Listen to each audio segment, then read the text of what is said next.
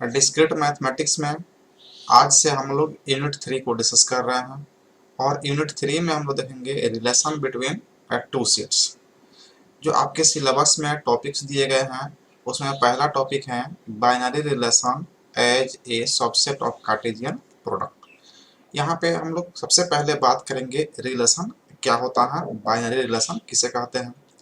उसके बाद relation between two sets के बहुत सारे टाइप्स हैं और उस टाइप्स में जो आपके सिलेबस में है उसमें है आपका रिफ्लेक्सिव, सिमेट्रिक, ट्रांजिटिव और इक्विवेलेंस। तो ये चार रिलेशन जो है ना आपको पढ़ना है according to your syllabus. But हम लोग जो पढ़ेंगे डिस्कस करेंगे टाइप्स ऑफ रिलेशन। पहले तो हम लोग रिलेशन समझ लेंगे रिलेशन क्या होता है, और रिलेशन समझने के लिए आपको कार्टेशियन प्रोडक्ट या क्रॉस प्रोडक्ट जिसे कहते हैं वो आपको बेसिक नॉलेज यानी कि बेहतरीन उसकी जानकारी होना चाहिए, तभी आप रिलेशन अच्छे से समझ पाएंगे। तो आप यूनिट 2 अगर कंप्लीट नहीं किए हैं तो यूनिट 3 पे मूव नहीं करेंगे, पहले यूनिट 2 कंप्लीट करेंगे, उसके बाद आप यूनिट 3 पे आएंगे तो आपको रिलेशन बहुत ही बेहतरीन समझ में आएगा। इसमें हम लोग बात करेंगे आइडेंटिटी रिलेशन जिसको डायगोनल के नाम से जानते हैं, फिर हम देखेंगे इनवर्स रिलेशन क्या होता है, फिर रिफ्लेक्सिव क्या होता है, ई रिफ्लेक्सिव क्या होता है, सिमेट्रिक क्या होता है, एंटी सिमेट्रिक क्या होता है, ट्रांजिटिव क्या होता है, और तब लास्ट में हम लोग बात करेंगे इक्विवेलेंस रिलेशन जो काफी इंपॉर्टेंट है। यहाँ पे जो आपके सबसे इंपॉर्टेंट क्वेश्चन बनेंगे वो आपके इक्विवेलेंस रिलेशन से बनेंगे, ट्रांजिटिव से बनेंगे और रिफ्लेक्सिव से बनेंगे। तो ये जो है ना आपके इंपॉर्टेंट हैं। उसके बाद में आपका सिमेट्रिक भी इसमें कवर कर लेंगे। तो ये जो आपका टॉपिक्स हैं ये काफी इंपॉर्टेंट है जहां से आपके क्वेश्चन एग्जाम में बनेंगे। एक एक करके हम लोग डिस्कस करेंगे। सबसे पहले आज के क्लास में हम लोग बात करेंगे क्या होता है रिलेशन और कैसे एक क्रॉस प्रोडक्ट से डिफरेंस है, दोनों में बेसिक डिफरेंट क्या है। अगर इसको समझते हैं तो आप आगे के जितने भी इसके टॉपिक्स हैं जिसमें टाइप्स हम पढ़ेंगे बहुत अच्छे से समझ पाएंगे। उसके बाद इसमें ये भी हम लोग चर्चा करेंगे कि अगर कोई सेट दिया हुआ है एक सेट और उसका हम लोग क्रॉस प्रोडक्ट निकालते हैं तो उसमें कितने टोटल सबसेट बन सकते हैं, कितने टोटल रिलेशन हो सकते हैं, या अगर दो सेट हैं और उन दोनों में नंबर ऑफ एलिमेंट m और n है तो नंबर ऑफ रिलेशन कितने होंगे। इन सभी बेसिक टॉपिक को आज के सिलेबस में हम लोग डिस्कस करेंगे, आज के सेशन में डिस्कस करेंगे, और नेक्स्ट सेशन में हम लोग इसके जो रिलेशन यानी कि टाइप्स ऑफ रिलेशन है उसको हम लोग एक एक करके डिस्कस करेंगे।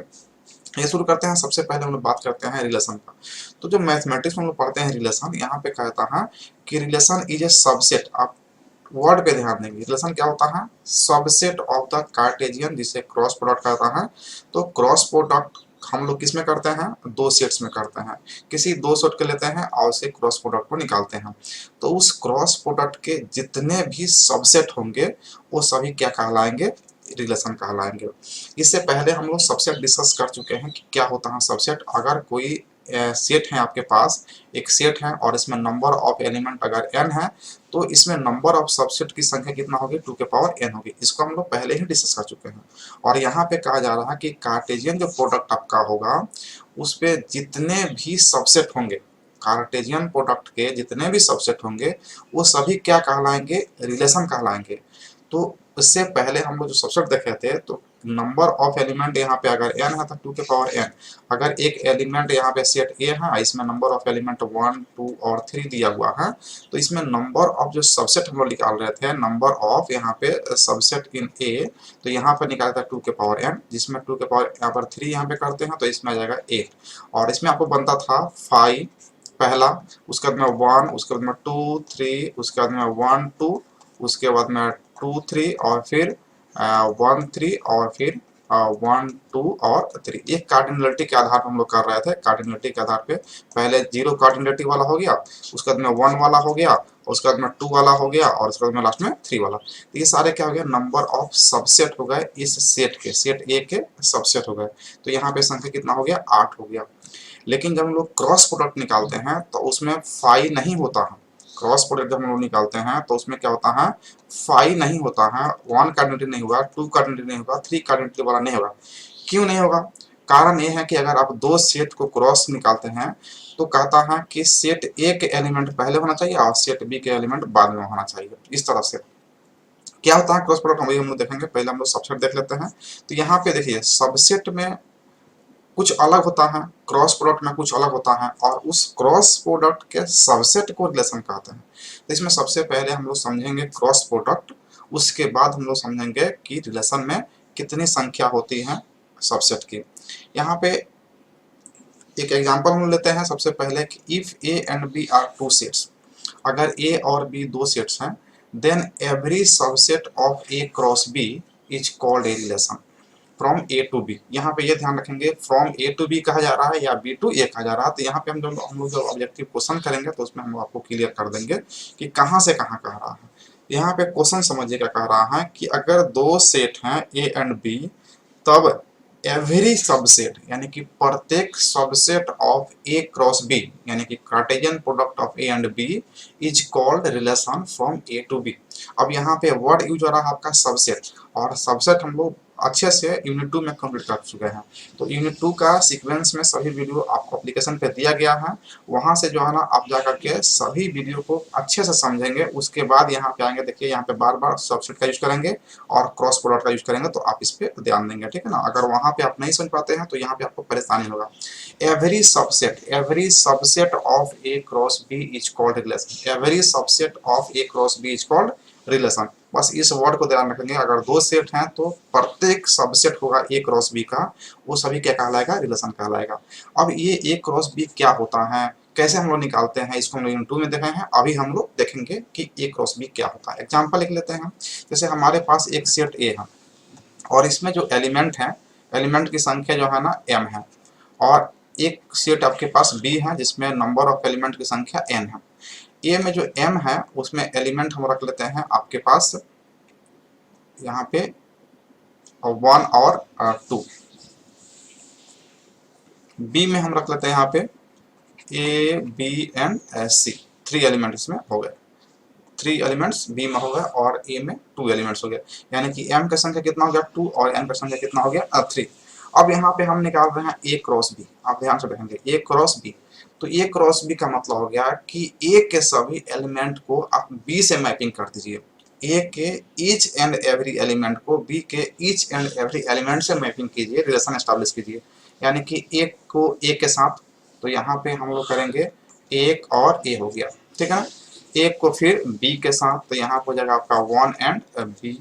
फिर एक को सी के साथ, तो यहाँ पर हो जाएगा आपका 1 एंड सी। ये हो गया हमारा एक के साथ कंप्लीट हो गया। उसके बाद हमारा फिर 2 के साथ, तो 2 के साथ हमारा किसका रिलेशन बनेगा, एक। तो यहाँ पे सबसे पहले क्या आ जाएगा 2 और ए। फिर आ जाएगा क्या आपका 2 के साथ बी, 2 एंड बी। उसके बाद आ जाएगा आपका 2 एंड सी, तो यहाँ पर हो गया 2 एंड सी। उसके बाद और कोई कॉम्बिनेशन नहीं बन रहा, ये हमारा हो गया ए क्रॉस बी हम लोग फाइंड कर लिए। यानी कि दो सेट हैं ए एंड बी, तो ए क्रॉस बी इस तरह का हम लोग निकालेंगे। आप इसमें देख पा रहे हैं कोई भी 5 एलिमेंट है, कोई सिंगल एलिमेंट नहीं है। कारण क्या है कि ए क्रॉस बी निकाल रहे हैं, मतलब ये कह रहा है कि इस जितने भी इसमें सबसेट बनेंगे, इन सभी सबसेट का ऑर्डर जो होगा, पहला एलिमेंट ए का होगा और दूसरा एलिमेंट बी का होगा। आप किसी भी सेट में देख लीजिए इसमें सबसेट में कि पहला एलिमेंट ए का है और दूसरा एलिमेंट बी का है, और इसमें जितने भी सबसेट बने हैं, कितने सबसेट बने हैं तो आप काउंट कर सकते हैं 1 2 3 4 5 6। यहाँ पे सबसेट बने हैं कितने 6। तो ए क्रॉस बी में हम देखे थे कि number of element in A cross B equal to देखे थे m इंटू एन, और m इंटू एन यहाँ पे कितना हो गया 2 इंटू 3 इक्वल टू 6। ये भी हमारा प्रूफ हो गया। यानी कि अगर ए में संख्या m हो और b में संख्या n हो तो a क्रॉस b होगा m इंटू एन। ये फार्मूला हम लोग प्रीवियस में देख चुके हैं, और इस फार्मूला को पुट करते हैं तो देखिए यहाँ पे 3 एलिमेंट b में है और a में क्या है 2 एलिमेंट है। 2 इंटू 3 इक्वल टू कितना हो गया 6 हो गया। ये 6 एलिमेंट हमारा सबसेट दिख रहा है। अब यहाँ पे कह रहा है रिलेशन क्या होता है। रिलेशन को समझिए कि every subset of A cross B, every subset of A cross B, every subset of A cross B is called relation। तो कहाँ है A और B का सबसेट, A क्रॉस B का सबसेट, तो देखिए ये भी सबसेट है, ये भी सबसेट है, ये भी सबसेट है, ये भी सबसेट है, ये भी सबसेट है और ये भी सबसेट है। ये सभी सबसेट हैं किसके, A क्रॉस B के, और ये प्रत्येक सबसेट रिलेशन कहलाएंगे from A to B, relation कहलाएंगे फ्रॉम ए टू बी। तो यहाँ पे अगर हम एक सबसेट लेते हैं जैसे कि यहाँ पे 1 एंड ए, अब इसको कहें क्या रिलेशन है ए से बी का, तो हाँ ए से बी का रिलेशन है। यहाँ पे ध्यान देंगे हम कह रहे हैं relation from A to B, relation from A to B to A नहीं होगा, क्योंकि बी टू ए आप निकालेंगे जब यहाँ पे तो अलग हो जाएगा आपका आंसर। देखिए बी टू ए निकालेंगे, बी क्रॉस ए निकालेंगे तो आपका जो आंसर होगा वो चेंज कर जाएगा। यहाँ पे आपका आंसर हो जाएगा। यहाँ पे कह रहा है कि अब बी के एलिमेंट को आप यहाँ पे ए इक्वल टू क्या लिए हैं, यहाँ पे 1 और 2 है, और बी इक्वल टू क्या है, ए कमा बी कमा सी है। अब यहाँ पे उल्टा कॉम्बिनेशन बन जाएगा, ए को मैप करेंगे 1 और 2 से, तो यहाँ पे हो जाएगा 1 और सॉरी पहले ए आ जाएगा, उसके बाद में 1 हो जाएगा, फिर उसके बाद में ए आएगा और फिर 2 हो जाएगा। तो ए के साथ हमारा 1 और 2 कॉम्बिनेशन हो गया। फिर बी के साथ करेंगे तो बी और 1 हो जाएगा, और फिर बी और 2 हो जाएगा। फिर सी के साथ करेंगे तो सी और 1 हो जाएगा, और सी और 2 हो जाएगा। तो ये देखिए कॉम्बिनेशन तो उतना ही बनेगा, लेकिन ऑर्डर चेंज हो गया। तो ए क्रॉस बी और बी क्रॉस ए के ऑर्डर पे आप ध्यान देंगे, क्योंकि यहाँ पे आपका A cross B not equal to B cross A, एक कभी भी इक्वल नहीं हो सकता है एक्सेप्ट 2 केस। तो 2 केस को अगर आप छोड़ दें तो कभी भी ए इक्वल नहीं होगा, यानी कि ऑब्जेक्टिव के लिए आप ध्यान रखेंगे कि A cross B not equal to B cross A. क्यों? क्योंकि यहाँ पे ऑर्डर का मीनिंग है, ये ऑर्डरलेस नहीं है। ऑर्डर का मतलब है अगर ऑर्डर चेंज करेंगे तो आपका सबसेट का मीनिंग वैल्यू बदल जाएगा, तो रिलेशन तो कहलाएगा, लेकिन आप ध्यान देंगे कि relation from A to B कहा जा रहा है या बी टू ए कहा जा रहा है। किस किस केस में ए क्रॉस बी यानी कि A cross B equal to B cross A, किस किस केस में ये पॉसिबल है? तो उस केस में पॉसिबल है जब आपका ए और बी क्या होगा, इक्वल सेट हो। ए और बी क्या हो, इक्वल सेट हो। मतलब इक्वल सेट कहने का मतलब है कि आपके जो ए में एलिमेंट है, ए में जो एलिमेंट है वो मान लेते हैं हम यहाँ पे ए और बी है, और बी में जो एलिमेंट है वो भी क्या है, ए और बी है। तो दोनों सेम एलिमेंट हो गया, आइडेंटिकल एलिमेंट हो गया, तो इक्वल सेट हो गया। और जब दोनों ही इक्वल सेट होंगे तो ए क्रॉस बी और बी क्रॉस ए इक्वल होंगे। सेकंड क्या होगा, सेकंड, ये पहला केस हो गया, ये पहला केस हो गया। सेकंड केस होगा कि ए में कुछ भी एलिमेंट आप लिए हो, ए में जो है ना आप कुछ भी एलिमेंट लिए हैं 1 2 3 कुछ भी ले लिए हो, और जो बी हो वो क्या हो, 5 हो, यानी कि एक इम्प्टी सेट हो या कोई भी सेट हो, उस केस में भी आप क्रॉस प्रोडक्ट निकालेंगे तो ए क्रॉस बी बराबर हो जाएगा बी क्रॉस ए को। या फिर ऐसा हो सकता है कि आप ए ही 5 आप ले लिए हैं और बी में कुछ भी आप एलिमेंट इसमें ले लिए, जैसे ए बी ले लिए, तो इस केस में भी क्या हो जाएगा, ए क्रॉस बी और बी क्रॉस ए के इक्वल हो जाएगा। तो हम समझते हैं कि ए क्रॉस बी और बी क्रॉस ए किस केस में इक्वल होगा और किस केस में इक्वल नहीं होगा, आप समझ चुके हैं। एक और केस बन सकता है कि कहा जाए कि एक सेट ए है, तो क्या ए क्रॉस ए इक्वल टू होगा ए क्रॉस ए के, तो ऑब्वियसली इक्वल टू होगा, दोनों का चूंकि सेम सेट है। एक ऐसा सेट कहा जा सकता है कि अगर ए में एलिमेंट हमारे पास है 1 2 3 और आपके पास जो बी है एक सेट उस इक्वल है ए के बराबर है, तो क्या ए क्रॉस बी बराबर होगा बी क्रॉस ए के? तो आप समझ पा रहे हैं कि दोनों सेट तो सेम हो गया, तो इस केस में भी हमारा ए क्रॉस बी क्रॉस ए के इक्वल हो जाएगा। तो यहाँ से आपका ए क्रॉस बी और बी क्रॉस ए क्लियर हो गया होगा। अब यहाँ से अब हम लोग समझते हैं रिलेशन को। एक और एग्जांपल हम यहाँ पे लेते हैं। एक सेट ए है और इसमें एलिमेंट हैं ए और बी। एक सेट बी है उसमें एलिमेंट हम ले रहे हैं 1 2 और 3।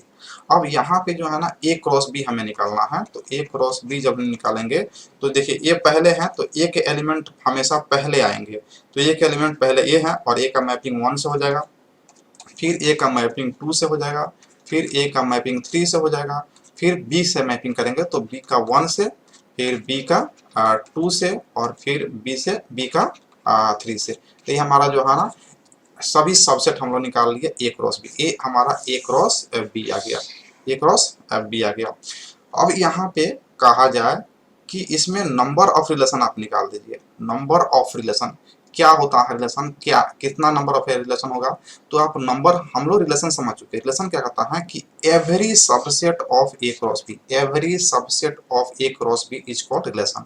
तो क्या हो सकता है सबसेट, तो देखिए A1 ए भी रिलेशन कहलाएगा, A1 और फिर A2 आपका ए भी क्या हो जाएगा, एक रिलेशन हो जाएगा, ए भी रिलेशन हो गया।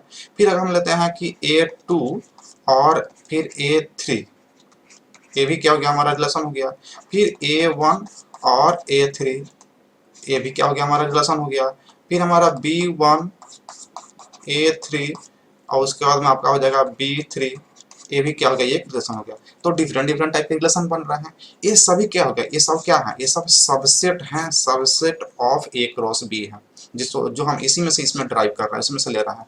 आप सिंगल को सबसेट को ले सकते हैं, एक से अधिक सबसेट को ले सकते हैं, तो इससे मल्टीपल कॉम्बिनेशन बनाएंगे। तो मल्टीपल कॉम्बिनेशन कितना हो सकता है, यही क्वेश्चन पूछा है कि नंबर ऑफ सबसेट कितना हो सकता है, किसी भी दो सेट में नंबर ऑफ रिलेशन कितना हो सकता है, इसको बता दीजिए।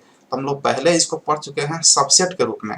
अगर हम लोग देख रहे थे कि एक कोई सेट है ए और इसमें नंबर ऑफ एलिमेंट n है, तो हम लोग निकालते हैं कि इसमें जो सबसेट होगा कितना होगा, 2 के पावर n। तो यही तो हम लोग निकालते हैं, इस सब क्या है, सबसेट है। कितने रिलेशन बन सकते हैं, तो यहाँ पे बनेंगे 2 के power number of element in A cross number of element in B. अब ये number of element in A और नंबर ऑफ एलिमेंट बी कहाँ से पता चलेगा, तो आप देख सकते हैं ये नंबर ऑफ एलिमेंट ए में अभी कितना संख्या है, 2 है। Number of element in B में अभी कितना संख्या है, तो 3 है। तो यहाँ पे आप पुट कर सकते हैं 2 के पावर ए में कितना है, 2 है, और बी में कितना है, 3 है। तो यहाँ पे कितना हो जाएगा, 2 के पावर 6, यानी कि टोटल नंबर ऑफ रिलेशन यहाँ पे कितना पॉसिबल हो सकता है, 64 हो सकता है। तो क्वेश्चन आपसे यही पूछा जाएगा कि find the number of relation from A to B या बी टू ए। तो नंबर ऑफ रिलेशन कैसे निकालेंगे, तो number of relation equal to 2 के power number of element in A into number of element in B.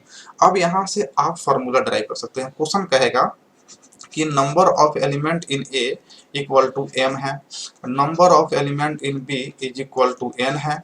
तो number of relation कितना होगा, number of relation कितना होगा, तो सिंपली 2 के power number of element in A m है और number of element in n कितना है, n है। तो ये हमारा आंसर हो गया, 2 के पावर m इंटू n। तो हम समझते हैं कि आपका रिलेशन भी समझ में आ गया और नंबर ऑफ रिलेशन भी समझ में आ गया।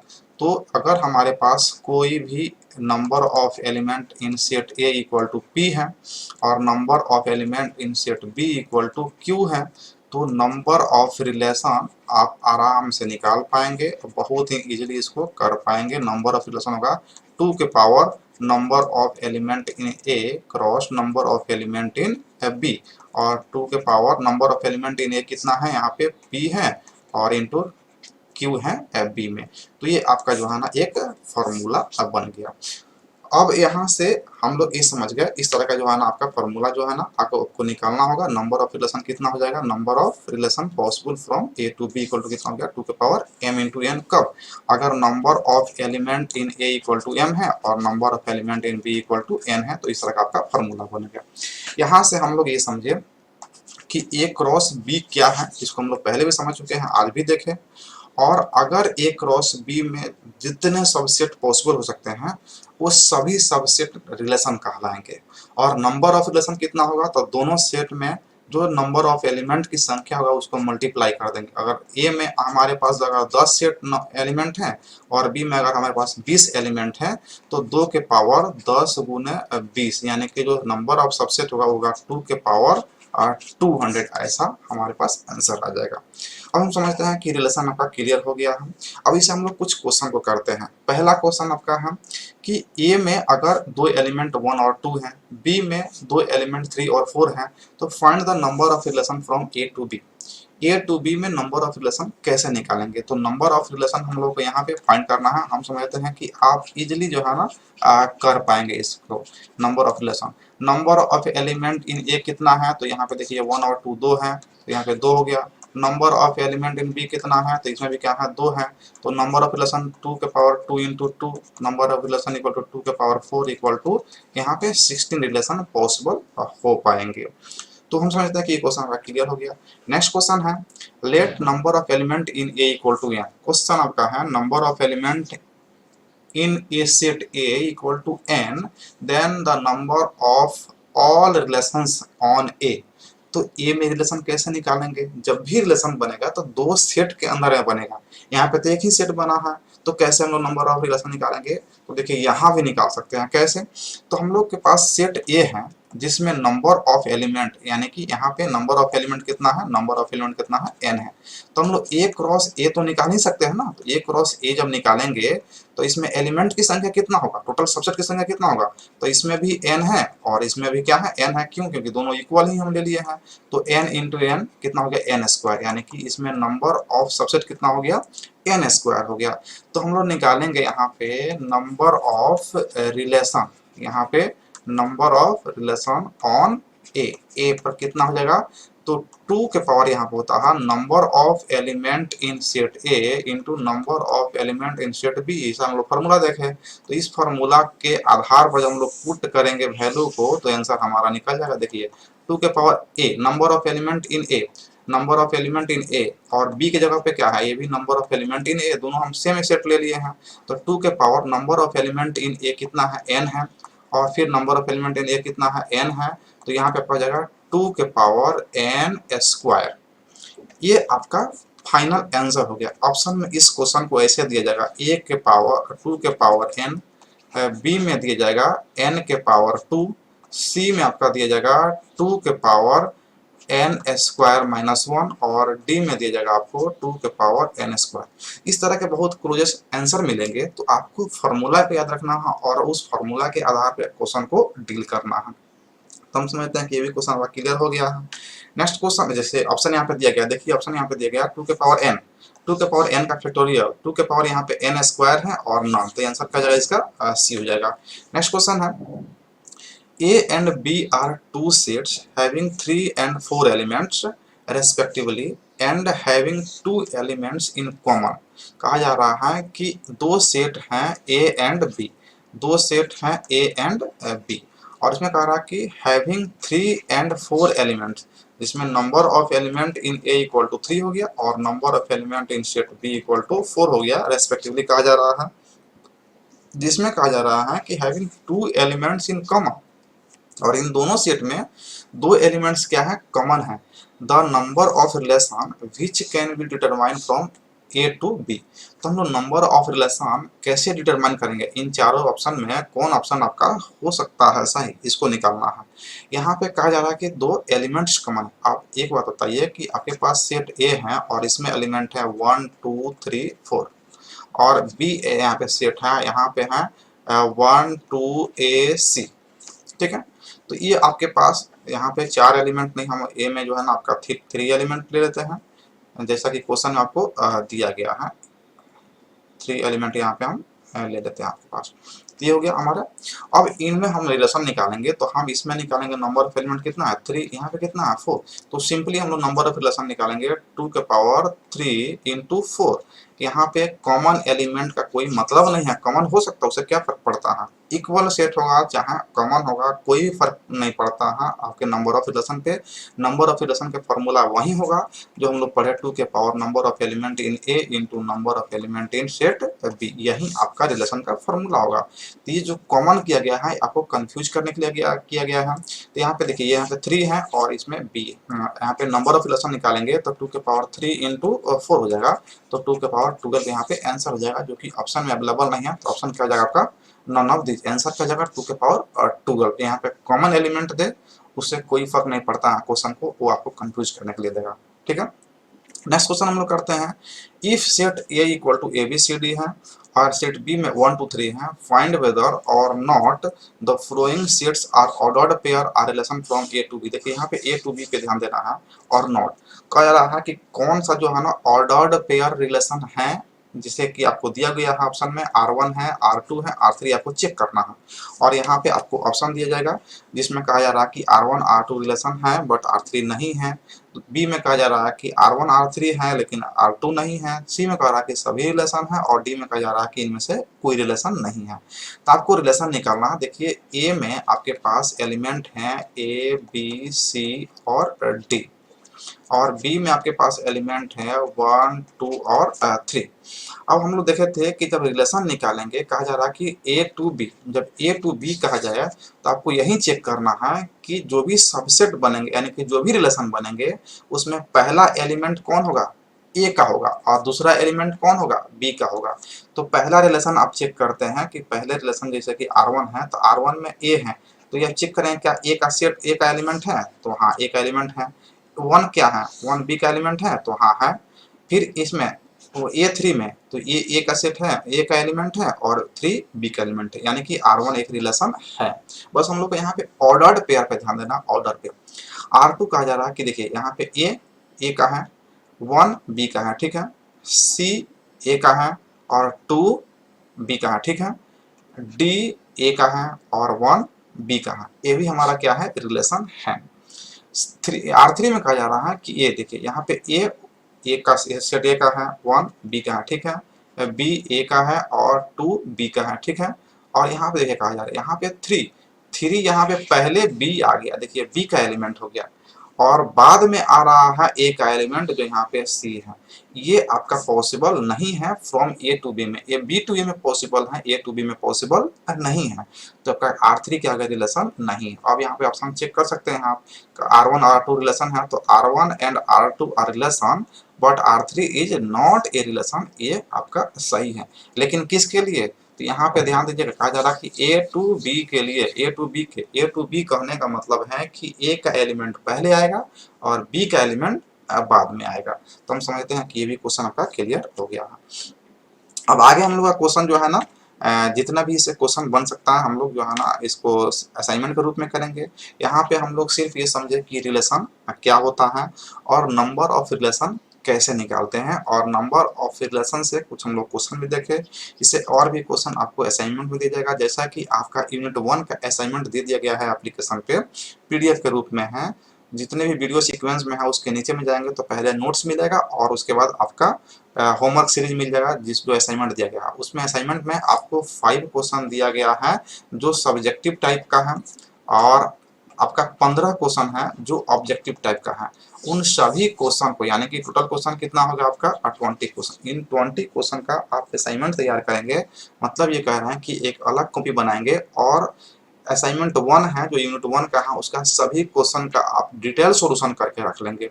ठीक उसी प्रकार से यूनिट 2 का आएगा तो उसका भी डिटेल सॉल्यूशन करेंगे। यानी कि जो आपका पढ़ाई चल रहा हो अलग कॉपी में होना चाहिए, असाइनमेंट अलग कॉपी में तैयार होना चाहिए। उससे फायदा क्या होगा कि एग्जाम टाइम के समय में आप सिर्फ जो असाइनमेंट में क्वेश्चन दिए गए हैं वो सब VVI क्वेश्चन दिए गए हैं, आपके एग्जाम के अकॉर्डिंग जो क्वेश्चन सेट किए गए हैं उन्हीं सभी क्वेश्चन को आपको रिवीजन करके जाना है। और जो क्वेश्चन इसमें दे दिए गए हैं अगर उतना आप सॉल्यूशन करके रखते हैं तो उससे बाहर आपका कॉन्सेप्ट एग्जाम में नहीं जाने वाला। उतना कॉन्सेप्ट को सीखे रहेंगे तो आप बहुत ही इजीली किसी भी क्वेश्चन का आंसर कर पाएंगे।